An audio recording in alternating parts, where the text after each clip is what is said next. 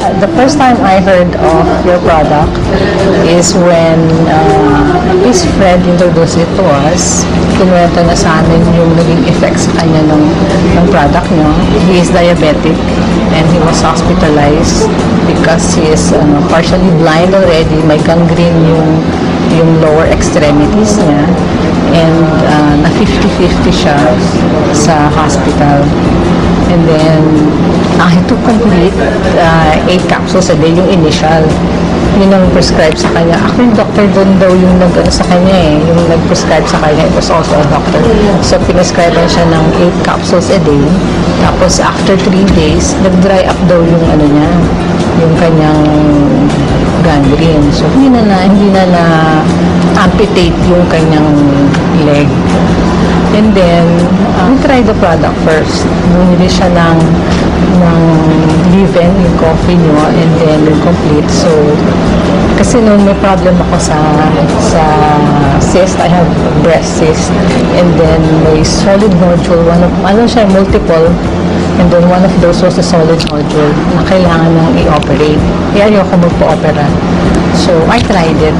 Kasi I saw it dun sa friend niya na ganun yung drastic yung recovery talaga niya. So, I tried it for yung 1 box lang muna. 1 box is 30 capsules lang. I tried it. Yung 1 box lang na yun, inubos ko. Nagpa-ultrasound ulit ako. It turned out na negative na. Hindi na makita nung doctor sa ultrasound yung nodules. Kaya noon, after that, tinuloy ko yung pag-drink ng complete. It was a vehicular accident that happened October 3 in the Anghare, Alabang, Cavite area. I was driving all alone. There was this. I had that accident, and the next thing I knew, wala na akong malay noon. I ended up here at San Juan de Dios Hospital at the intensive care unit. I didn't know what was happening. It was really painful.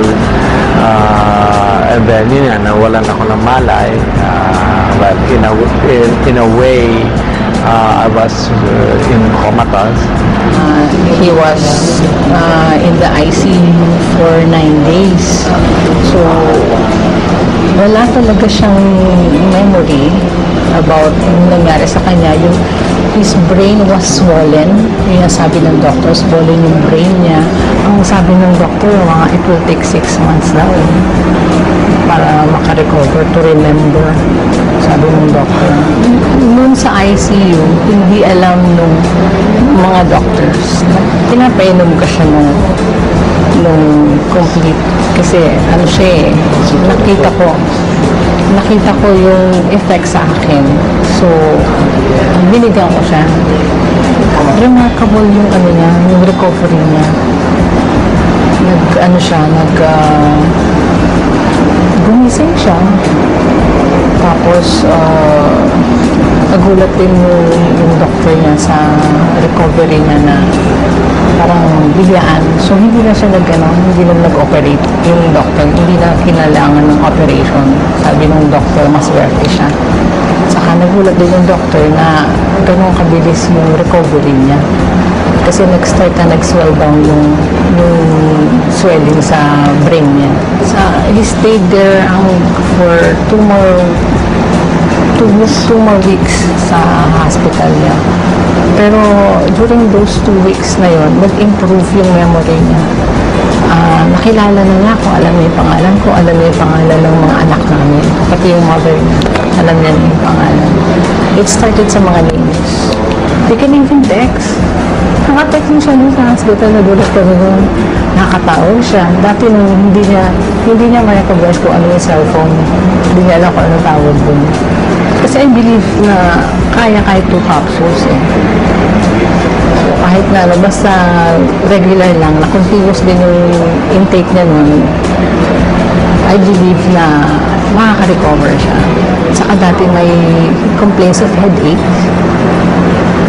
Pag medyo late na during the days, masakit yung ulo niya, masakit, saka malabo yung mata niya. Ganun. Tapos, nung C24/7 na yung tinitake niya after a month, January na yun, na-observe niya na hindi na sumasakit yung ulo niya. Tapos, medyo hindi na ganun kalabo din yung mata niya. Hindi ako na-surprise na positive yung effect niya. Alam ko na ganun ang magiging effect sa kanya. Kasi na-prove ko na sa sarili ko na nakakatulong sa kanya yun. So, kumbaga, waiting na lang. Yung time na lang will tell. Yun na lang inaantay ko yung time na dumating na makaka-recover siya, na mariregain niya yung memory niya. Ngayon, unti-unti, after nang nagtitake pa rin siya niyan, 3 times a day na, yung si 24/7.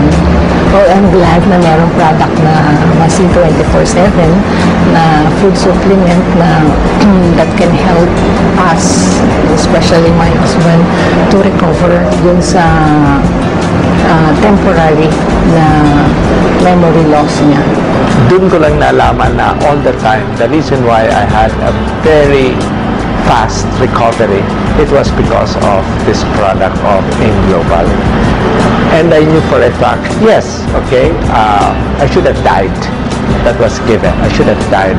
And I know the Lord gave me a second chance in life. The important thing is I'm back. I'm back with my life because of the Lord, and I have a strong life, a new life, very strong and very happy because of C24/7.